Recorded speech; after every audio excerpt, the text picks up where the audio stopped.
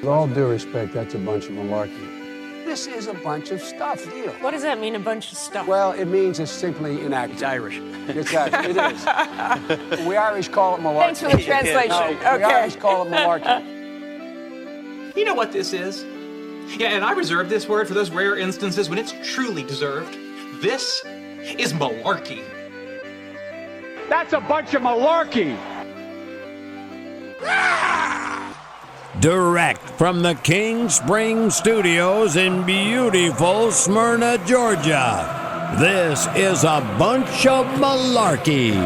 Now, here's your host, the incredible Charlie McMahon. Thank you to the legendary Scott Shannon for that introduction, and thanks to all of you for tuning in to yet another episode of A Bunch of Malarkey. Our 7th of the year so far, our 72nd overall. 7 episodes into 2020 already. The time is flying 7 weeks into the new year. People still saying Happy New Year out there? Have you come across any mutants that are still wishing you a Happy New Year here in February? And how, by the way, how are those how are those resolutions doing, folks? You still going to the gym, or did you pay for that membership and you're back home eating those chips and all that kind of stuff? What's going on with those resolutions? We want to know.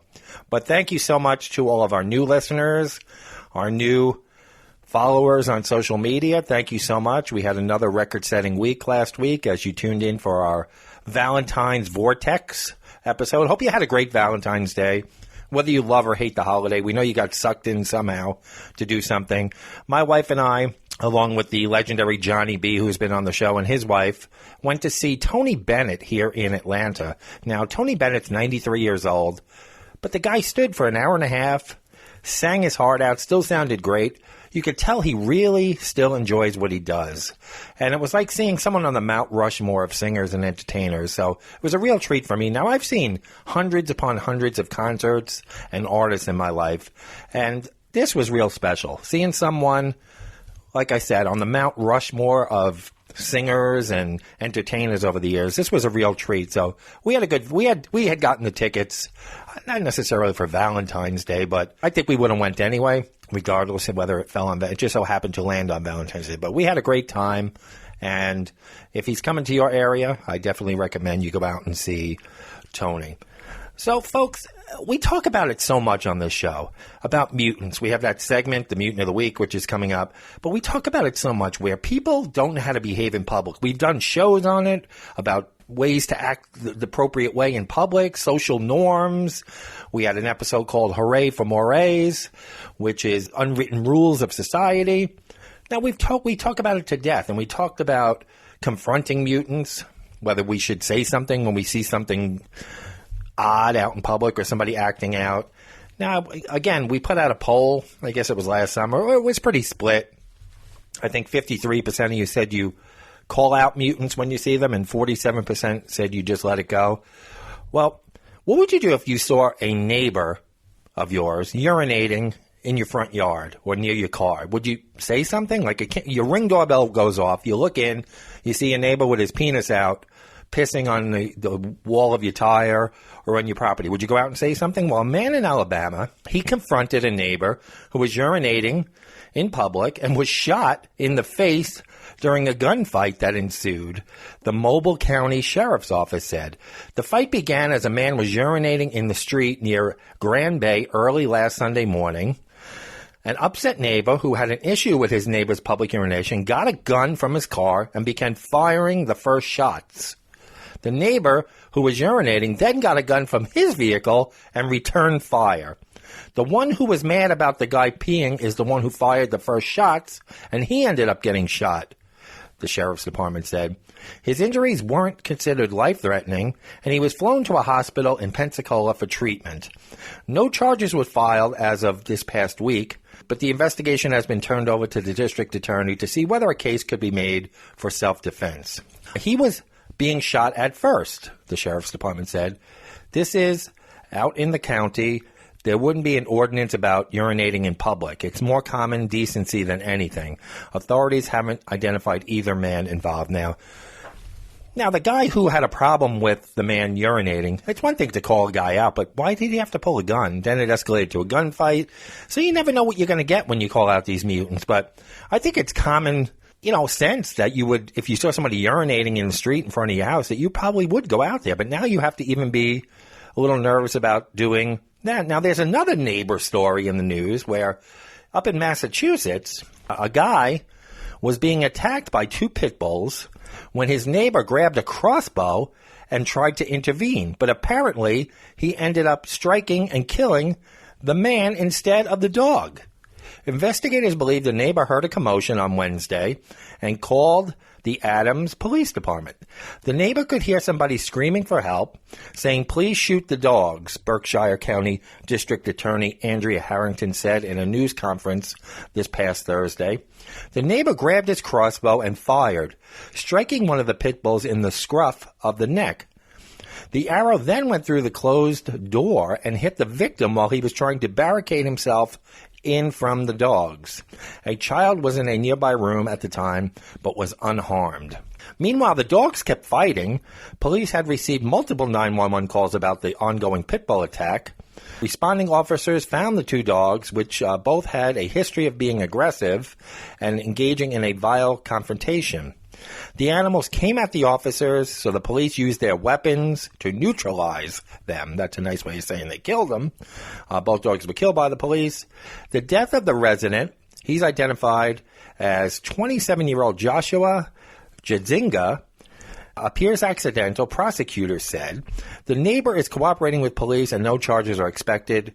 Both dogs, adult males, lived at the victim's home. And these dogs have been a nuisance for quite some time. The neighbor has a license for his crossbow, which he uses for hunting. The man is a good Samaritan, and he's very distraught that he killed his neighbor. So, 2 kind of neighborhood stories that went awry this past week. So, like I always say, folks, stay the fuck home. Stay in your house. I remember one time, this is how little I care about what's going on in the neighborhood, unless somebody's fucking with my property. One time, I was renting an apartment in a house. I came home from work. There was an ambulance in front of my house. Somebody had collapsed or something, jogging, or a neighbor. They were like wheeling the guy out on a stretcher, putting him in the ambulance, like performing CPR. And I just walked by and went in the house, after a day's work. And a couple of days later, I ran into my landlord, and he said, "I saw you come home the other day when that whole thing was going on. Why didn't you stop and see what was going on?" I said, "I don't give a shit." So I keep to myself. So, you can't even be in your own house anymore. Guys peeing out in front of your house, wild pit bull attacks, people are grabbing crossbows. So you might think, maybe I'll go out to the store and avoid all this crap in the neighborhood and stuff, but you can't even go to the store anymore. Now, there are a couple of bizarre stories about stuff going down in a store this past week. First one was up in Washington State, where all good things must come to an end, right? There's an old expression, all good things must come to an end. A bizarre situation occurring at a grocery store in Auburn, Washington, came to an end this week. Police took a suspect into custody they believe had been living in the rafters of the grocery store for a month, emerging only to steal from the store, then returning to a hiding place somewhere in the ceiling above the store. The Auburn Police Department posted on their Facebook page that they caught the suspect, dubbed the Hagen Grocery Store Burglar. According to them, they also recovered several packages of cigarettes and an expensive wheel of cheese allegedly stolen from the store. Police included a photo of the wheel of cheese, which shows a price tag of $394.97. According to police, the cheese was returned to the store, although it cannot be resold, so it was donated to a local food bank. So this guy somehow manipulated the cheese, probably took the wrapping off, and ate some of it and everything. You can't put it back on the shelf, but let's give it to the homeless. A half-eaten wheel of $394 cheese. It's almost like that Seinfeld episode with the stumps of the muffins. Let's just give them to the homeless. They'll eat them. This guy, molested a cheese, and they're going to give it to the food bank. But I digress.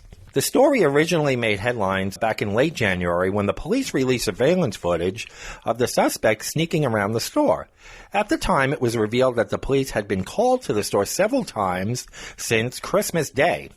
At the time, it was unclear how the suspect entered the store or if he was even leaving between incidents.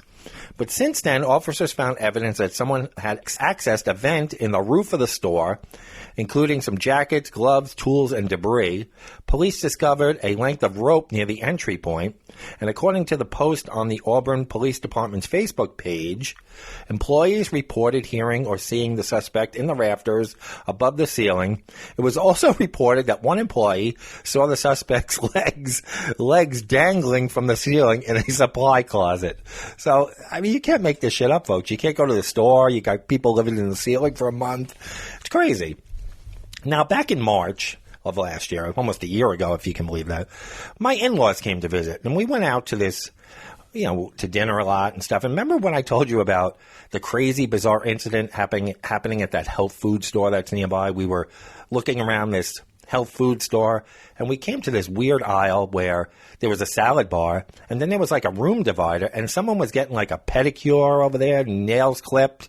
And me and my father-in-law were dying laughing on the air. My father-in-law, Paul, came on the show, and we laughed about it. Now, there are a lot of bizarre things that go on in stores, especially these health food stores, like these Whole Foods, people trying to put these essential oils that you can use for 100 different things. You can fry with it. It cures the common cold. You put it on your dog's asshole. Whatever you do, it's got 17 purposes. Always this weird stuff going on. Massages next to aisle 7. But a store in Milwaukee, Wisconsin took it to a whole new level. It's a gas station. You know those mini marts at the gas station? Now, very few gas stations don't have these marts now. Remember years ago it was just a gas station? Now everyone has this elaborate grocery store. But one in Milwaukee, Wisconsin may be forced to close after it was discovered that a porn video was shot inside the store. The video shows employees watching and capturing the explicit act on their phones. The video was filmed by Frederick Allen, who is a rapper, a convicted felon, and an amateur porn businessman. He has over 90,000 followers on Pornhub, and many of his videos feature public sex acts. The particular video that we're talking about may have gone unnoticed had it not been for the title Allen gave it. By including 35th and Townsend, the Milwaukee intersection where the gas station is located, the specific station was easily identifiable. It was actually a constituent who saw it online and brought it to my attention, City Councilman Khalif Rainey told a news outlet. The gas station has been open for decades, but Rainey is pushing to have it closed after the video became public. Clifton Daly lives behind the store and saw the video being filmed. He had nothing on but a robe. Allen was filmed having sex in the center aisle of the store, which is where all the snacks are kept, a detail that stuck out to the councilman. Keep in mind, it was right next to the chips and across from the sunflower seeds, Councilman Rainey said. The councilman also brought up the fact that the gas station's owner was present while the act was being filmed and did nothing to stop it. It was the owner. He was there. He was watching. He indulged. He didn't pick up the phone. He didn't call the police department. Kuwant Dillon, the convenience store owner, is seen on the video watching from behind the glass separating the cash register from the store. Malel Coggs, a local councilwoman, told the news outlet that allowing employees to watch and record the act was just as bad as not calling the police. Rainey brought the case to the city's council licensing committee last summer. Dillon told the committee he regrets not calling police, but he alleges that Allen, the producer and actor in this video, threatened him. He said, if you're going to call the police, I will shoot you and burn down your gas station. He told the councilman and the committee. The Pornographer is known for filming explicit acts across the city, including malls, movie theaters, and public parks. When asked how much he makes from his videos, he said he earns upwards of $10,000 a month from his porn videos. He also confirmed that the gas station video was only the tip of the iceberg. I got way worse videos than that, he said. I'm cold with the camera. I got threesomes at the police station on top of a cop car. I got some wild shit, he told the media. While Rainey was successful in having the gas station's business license revoked, a judge ruled they can continue operating while the case is still pending in court. So now you can't even go to your local gas station mini mart because there might be some sex going on in the aisle where the chips and the sunflower. I like how the guy said that. He had to hone in on the fact that he saw chips and sunflower seeds as the sex act was going on. He had to tell you exactly where it was now. You imagine what contamination, you know how I am with disgusting contamination. You don't know what the hell was going on. That's why you got to wash your hands after you leave these stores. Keep hand sanitizer in the car. Wipe down those carts. You never know what the hell is going on in these places. So if that doesn't springboard us into our favorite segment of the week, I don't know what the hell will, folks. A bunch of malarkey. Mutant of the Week. Now here's Charlie. So last week we had a pretty close race. It was a margin of 60 to 40% to victory, and our winner is the hustling hamburglar, the guy who offered to pay a prostitute who is an undercover cop a hamburger for sex. And he beat the parolee payroller, the woman who paid a salary, $50,000, to a guy who actually wasn't working there. He was in jail, her boyfriend. So it was 60% to 40%. The hustling hamburglar beats the parolee payroller. So the hustling hamburglar is our mutant of the week based on your vote. So thank you all for voting. Now, where do you vote, folks? You're new to the show. Like, what the hell is this whole thing? The Mutant of the Week poll goes up lately it's been Monday night. So I'm going to say Monday night, ends on Saturday. You have 5 full days to vote for who you think is the most outrageous mutant, nut job, crazy person of the week. So the hustling hamburger wears the crown this week until one of these 2 mutant nominees beat them. First one, we have to go down to Florida. You can't have a week without Florida. Well, very rarely. I think maybe 6 times in the whole history of the Mutant of the Week in 72 episodes. I think maybe 6 times there wasn't a Florida nominee. But here we go. Pinellas County, Florida. A drunk Florida woman smeared dog poop on her fiancé's face as they were arguing, according to the Pinellas County Sheriff's Office. Deputies said they were called to a residence on 46th Avenue North in St. Petersburg shortly before 9 p.m. on Friday after someone reported Jane Marie Faulkner, 41 years old, was beating another person. When they got there, deputies said they found Jane Marie Faulkner in an argument with the man she is planning to marry. The victim said Faulkner was drunk and arguing, and during the fight, she hit the victim and smeared dog feces on the victim's face, according to the affidavit. Deputies say Faulkner admitted to smearing the poop, but refused to provide further details about the altercation. Faulkner was arrested on domestic battery charge, and she made bail on Saturday night. She's been ordered to stay away from her fiancé. There is no word whether the wedding is still on. So let's call her the feces-flinging fiancé. The feces-flinging fiancé out of Florida. A lot of F's there. She is our first mutant nominee, the feces-flinging fiancé. For our second nominee, we have to go up to Cleveland, Ohio, where a Sandusky area man, he's temporarily banned from a local library after allegedly watching porn on a public computer while drinking a beer. According to police, an officer was approached on Tuesday, just after 7 p.m., by a library goer who reported a man watching porn on a computer at the West Adams Street Library. Police found Clarence Stoll looking at inappropriate content while drinking a Budweiser. Several empty cans and some that were unopened were also found in a bag under his computer desk. The 40-year-old Sandusky man initially gave police his brother's identity. Nice guy, pinning it on your brother. But the officer recognized him and threatened to charge him with providing false information if he wasn't honest. The police report states that Stoll would be charged with trespassing if he returns to the library within the next 60 days. He was cited with having an open container in a public place, a misdemeanor. So let's call him the Bud Wanker. So we got the Bud Wanker, the guy watching porn, drinking beer in a library, and the feces-flinging fiancé, the woman who smeared dog feces on her fiancé's face during a domestic altercation. So we got a heavyweight battle this week. Again, go to our Facebook page, A Bunch of Malarkey. Like the page. Poll goes up every Monday night. Lasts until late morning, midday on Saturday. 5 full days to vote. Share the poll. Tell a friend. see who they would vote for, the bud wanker or the feces flinging fiance. Now, we'll get right into our main topic, folks. Now, have you recently heard a friend or a coworker or a neighbor complaining about how busy they are? Or better yet, have you found yourself complaining about how busy you are? Possibly to your spouse, a friend, a coworker, a neighbor. If you're like most people, you do this on a regular basis. You can't help it, especially when others start talking about how busy they are. It's a competition, folks. Who's busiest? Who's more important? We're suffering, as you know, from an epidemic of busyness. But even more than that, we're suffering from an epidemic of people talking about how busy they are. Moaning about one's schedule has become for some a mark of social status. We're not talking about the kind of busyness associated with scraping by the poverty line, but rather the kind associated with the lives of material privilege. Listen, folks, I'm too busy to do this podcast right now. I'm going to have to go.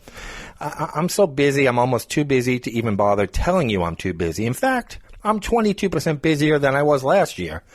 Oh, my God. Recently, I compiled a to-do list just to keep track of all my to-do lists. I'm so busy. Even my voicemail message says, while it's true that I'm actually available right now, I'm just too damn busy to talk with you. Oh, it's just a terrible time to talk. I'll have to call you back later or text you or private message you. Or maybe you should just ping me again, maybe tomorrow or next week or a month from Tuesday. I don't know when I'll get back to you. Maybe you'll get lucky. Or we could just put our relationship or our friendship on hold indefinitely. Oh, folks, it has nothing to do with you. It's me. I'm too busy. I've become a very important person.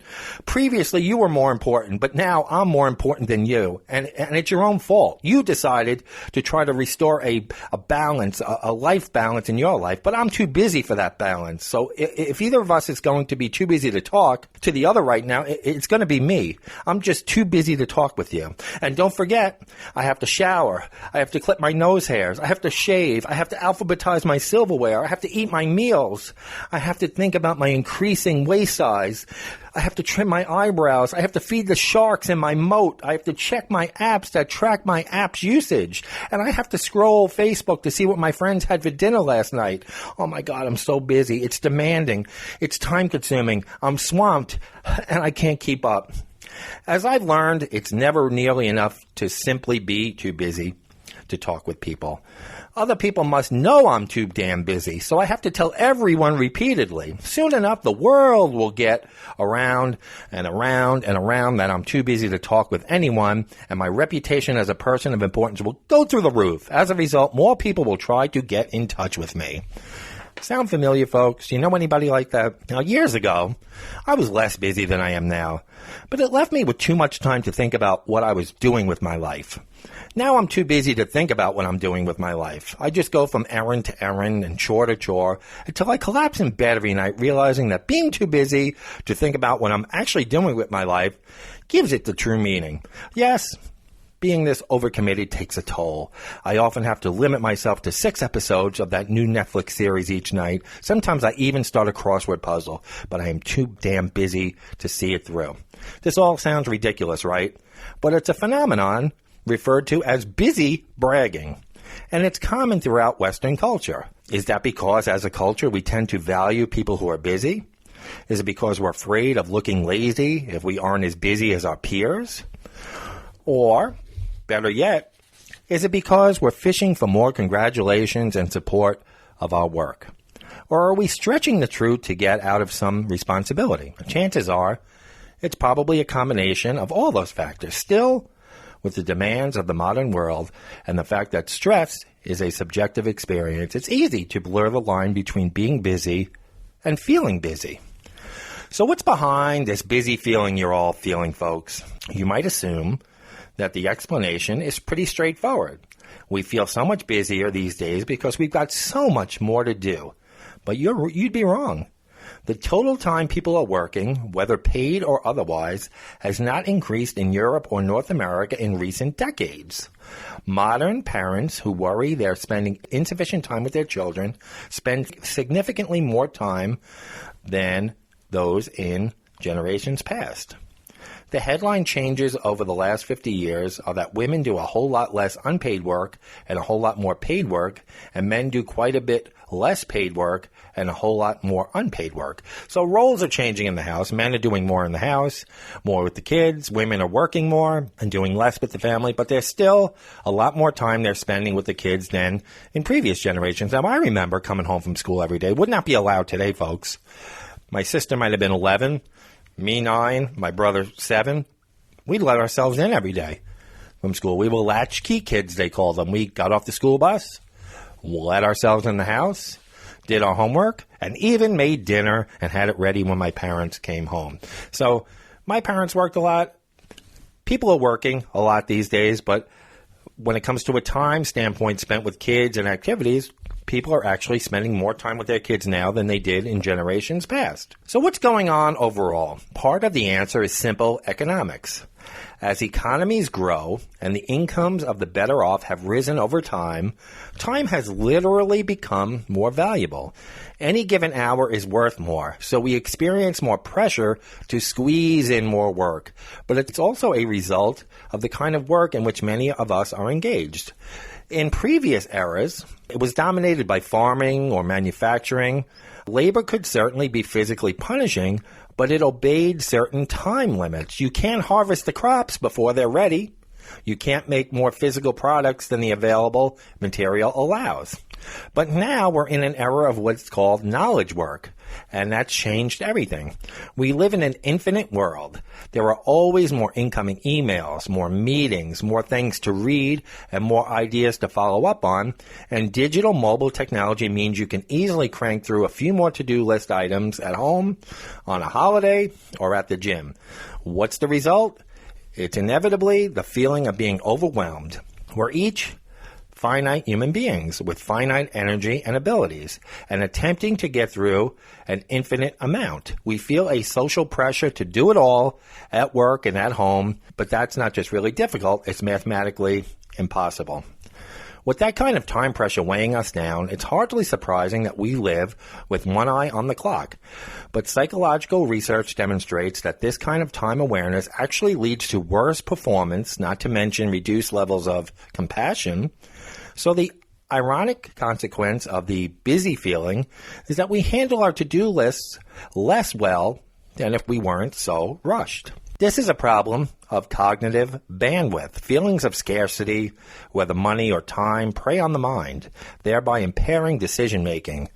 When you're busy, you're more likely to make poor time management decisions, taking on commitments you can't handle, prioritizing trifling tasks over crucial ones. A vicious spiral kicks in. Your feelings of busyness leave you even busier than before.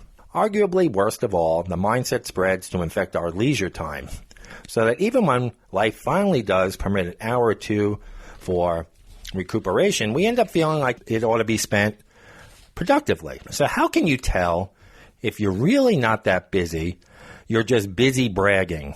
And what can you do about it? First, let's talk about some signs that you're actually not that busy. First and foremost, you're getting plenty of sleep. It's recommended that we get between 7 and 9 hours of sleep every night, but the average person gets less than that, presumably due to conflicting obligations or a lack of prioritization. If you find yourself getting a full 7 to 9 hours of sleep every night, good for you. You're taking care of your body and setting yourself up to be a more productive person. But at the same time, your schedule probably isn't that full. You're probably not that busy. If you work less than 47 hours a week, you're probably not that busy. The average full-time employed American works 47 hours a week. If you're working fewer hours than that, you're statistically less busy than the average person.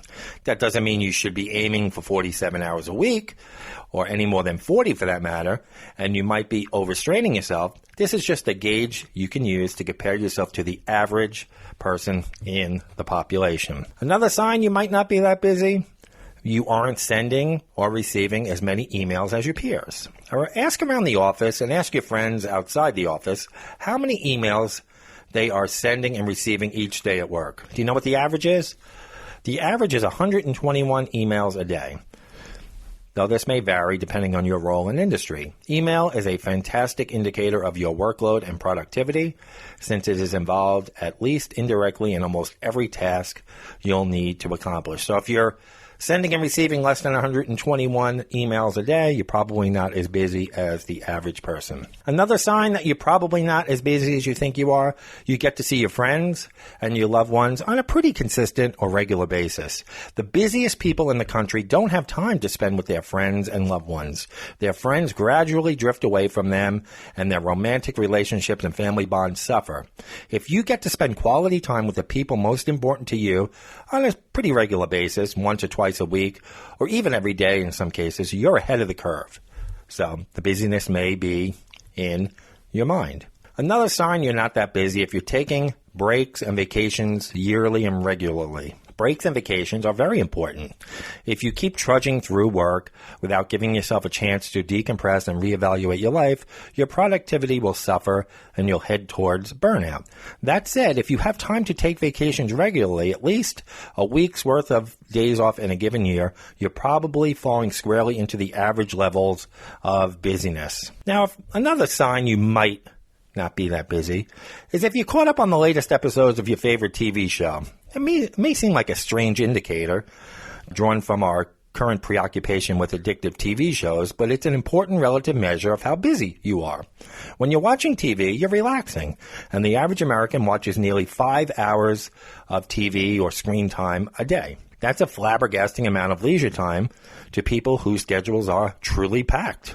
So if you're all caught up on your TV and are used to watching it regularly, you might want to rethink of how busy you really are. On the average day, nearly everyone aged 15 and over, which is 96%, engaged in some sort of leisure activity, such as watching TV, socializing, or exercising.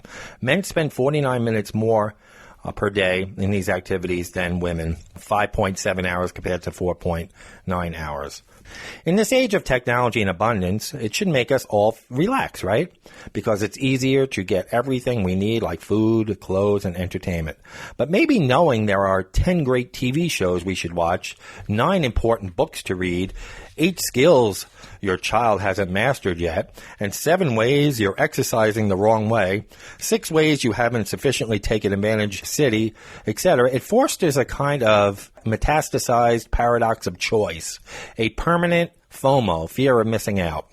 Knowing exactly what we're missing out on makes us feel guilty or anxious about the limits of our time and our capacity to use it effectively. The explosion of available goods has only made time feel more crunched, as the struggle to choose what to buy, what to watch, or what to eat raises the opportunity cost of leisure. Choosing one thing comes at the expense of choosing another, and it contributes to our feelings of stress and busyness. The endless possibilities afforded by a simple internet connection boggle the mind. When there are so many ways to fill one's time, it's natural to crave more of it, and thus it gives you that feeling of stress and being busy. So what can you do, folks, to stop feeling busy? You might not be busy, but what can you do to stop those feelings that you feel like you're busy? Number one, first and foremost, stop talking about being busy. Far too many of us have made, "Oh, God, I'm so busy," the automatic answer to, "How are you?" It has essentially become a replacement for the standard answer like, "I'm good," or "I'm fine," when what we're really trying to say is, "I'm successful, I'm wanted, I'm admired because I'm busy." Instead of telling people that you're busy, try talking about what you're actually doing, the accomplishments that are making you feel busy and thus making you feel proud. For example, "I'm doing well. I just got a promotion, and it's given me the opportunity to travel quite a bit more." Avoiding the compulsion to constantly insist that you're busy will actually make you feel less busy. So that is a good start, folks. Stop saying you're busy. Stop multitasking during your leisure time. Though research shows that we have plenty of leisure time in our lives, we become accustomed to multitasking during our downtime or our leisure time.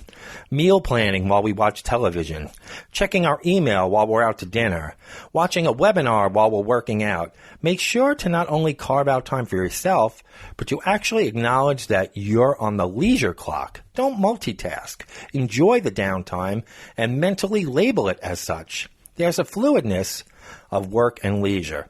The idea that work begins and ends at the office is a thing of the past.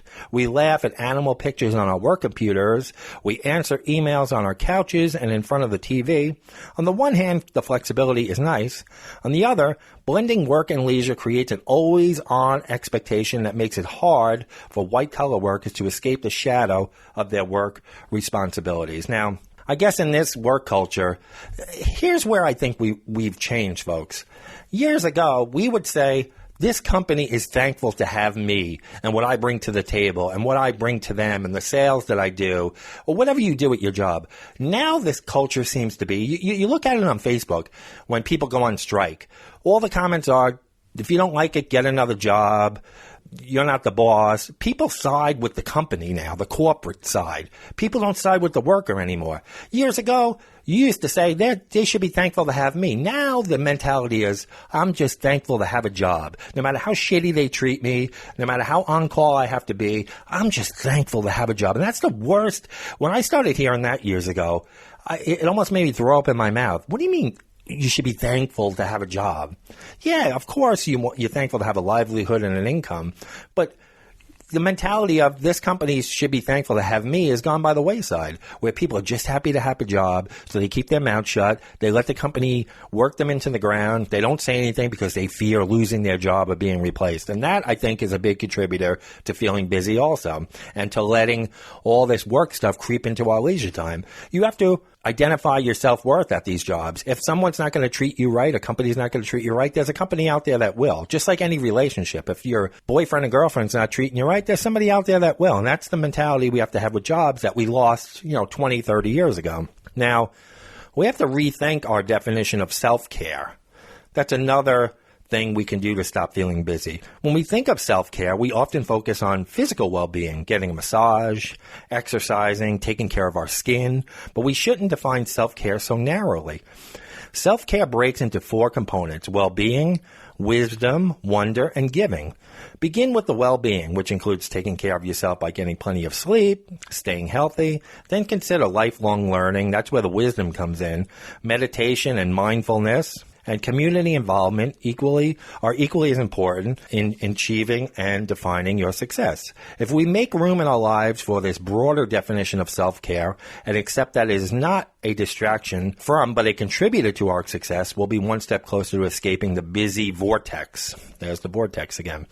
We should prioritize our mental health just as highly as our physical health and acknowledge that intellectual pursuits like reading, writing, and learning can be just as relaxing, or perhaps more so, than a mani or a pedi. You want to outsource and delegate more than you think you should.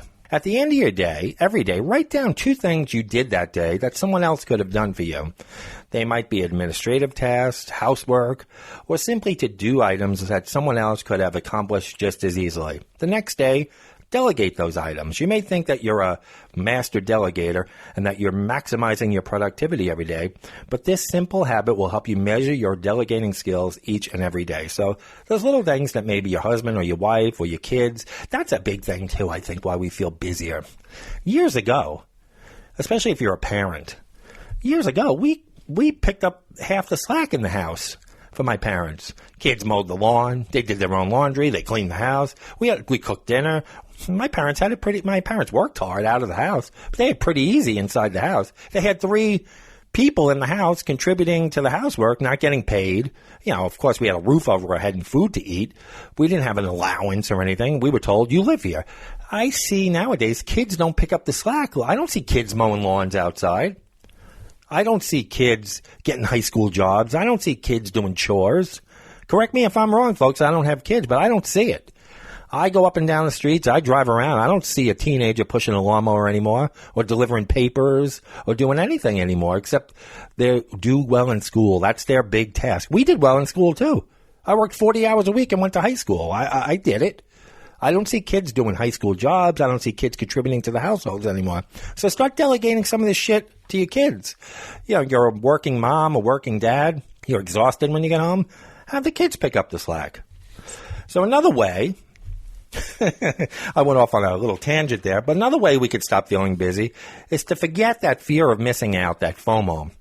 Many of us pack our schedules to the bursting point due to a fear of missing out or being unproductive. If you become anxious at the thought of slowing down and not getting things done, you may be addicted to being busy. Also, stop trying to avoid negative emotions and face them head on. Occupying all your time with tasks and being busy can also be a way of avoiding difficult issues in your life, such as family problems or relationship breakdown. Some of us use being busy as a way to avoid difficult emotions. When our mind isn't occupied with a task or a social event or work, we are left with our thoughts and our emotions, and people run from those. Many people feel uncomfortable and anxious being in this space, and it forces them to deal with difficult emotions or thoughts. So they fill their time up just being busy because they don't want to take stock in their lives, their relationships, their finances. But guess what, folks? The problems are still going to be there whether you're busy or not. Also, you're going to have to stop feeling guilty about relaxing. Because of the value placed on achievement and productivity in our society, we feel pressure to constantly be accomplishing things. It has become the norm to feel and think the more we're doing, the more we are worth. If we are relaxing and we're not doing anything, which is linked to unpleasant emotions such as guilt, shame, worry, people addicted to being busy are often bad at relaxing, as they may feel anxious and guilty about being unproductive. If you can relate to these signs of being overbusy and you are using a packed schedule to avoid issues or emotions, then going back to self-care, that's very important. When you notice you aren't busy and feel worried, know that filling your schedule up will only put off the inevitable. Please take a breath and let the emotion be. So, folks, every time you say you're busy, you're actually saying you can't prioritize your life. Most people identify being busy with being successful. But unlike 95% of people I know, I don't think being busy means you're successful. When you meet people, they often want to show you that they have busy lives. A full calendar must mean I'm doing something right. Right? The truth is, if you're busy, you don't live at all. You just exist. It's absolutely fine if you don't have plans for the weekend. People's favorite question on Monday is, what'd you do over the weekend? You don't have to do things so you could tell others about it. If people ask me that question, I'll say nothing, or I'll say I did my podcast, worked out in the yard, ordered some takeout, and they'll look at you like, that's all? What? Am I not cool if I didn't travel the world, had dinner with the Aborigines, and jumped out of a jumbo jet on the way back? I mean, come on. We can have downtime. We don't always have to be doing something. It goes back to what I talked about in last year's episode about nixing nonsense now was the title of the episode, about just saying no. It has a lot to do with just saying no. No, not now. I don't want to be busy. When you're busy, time moves fast. And when you want time to move slow, we all want time to move slow, especially now that we are getting older. That's why you should only say yes to the things that matter to you. You know that feeling. Some days seem like forever, and years later you still remember how you felt that day. You should feel like that almost every day. All you have to do is slow down, stop being busy, don't forget about the important things, and live a conscious life. It's not that difficult. Well, you can start now, folks. If there's a solution to the busyness epidemic, other than trying to make a universal 21-hour work week, which isn't going to happen, it may lie in clearly perceiving just how irrational our attitudes have become. Historically, the ultimate symbol of wealth, achievement, and social superiority was the freedom not to work. The true badge of honor was leisure. Those people that retired at age 40, that had all this leisure time, they were the badge of honor. Now it's the opposite, folks. Now it's busyness that has become the indicator of a higher status.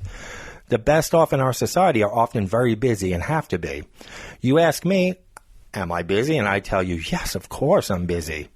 Because I'm an important person. And by the way, would you have any Grey Poupon? Too often we take a similar attitude not only to other people, but ourselves. We measure our worth not by the results we achieve, but by how much of our time we spend doing it. We live frenetic lives, at least in part because it makes us feel good about ourselves. To put it mildly, it makes no sense. Perhaps if we pause long enough to realize that, we wouldn't be so damn quote-unquote busy. In a few hundred years, folks, when the history of our time will be written from a long-term perspective, it is likely that the most important event historians will see is not the technology we have now, not the internet, not the e-commerce. It's an unprecedented change in the human condition. For the first time, literally, Substantial and rapidly growing numbers of people have choices. For the first time, they will have to manage themselves, and society is totally unprepared for that. So that's my advice on being busy. And you could throw in another thing, too. Years ago, when we were kids, we were allowed to join an activity after school, baseball, track, whatever we wanted to do. But we weren't in 17 different activities where our parents were driving us around. We had to be in 95 things, master of nothing, jack of all trades, master of nothing. These kids are in 10 different activities. And then also, it's like a lower social status. Now, if your kid gets on a school bus, everybody's lined up, 900 cars at the school at the end of the day, because you got to leave work or leave what you're doing and go pick your kids up at the curb and take them curb to curb. What's wrong with the bus? What's wrong with the school bus? We're taking on, especially parents, they're taking on all this extra shit that our parents didn't do years ago, and that's why you're feeling busy. Let your kid get on the bus. Kid's not going to die on the bus. Let your kid, instead of having them in 9 different activities, pick something you enjoy. Baseball in the spring, soccer in the fall, great. Not 95 different activities.